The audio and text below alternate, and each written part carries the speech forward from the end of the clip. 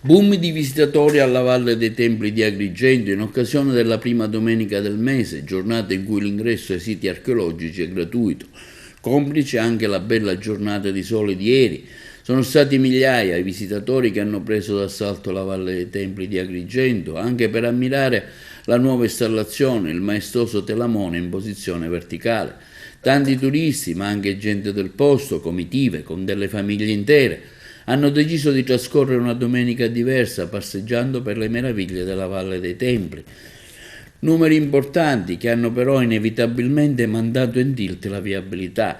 La sosta selvaggia ormai è diventato un copione, visto soprattutto l'affluenza di queste giornate. Centinaia di automobili sono state parcheggiate lungo la carreggiata, in curva, addirittura tra le aiuole e i terreni incolti della strada che porta alla Valle dei Templi, un fenomeno non per forza strettamente collegato alla capienza dei parcheggi a disposizione.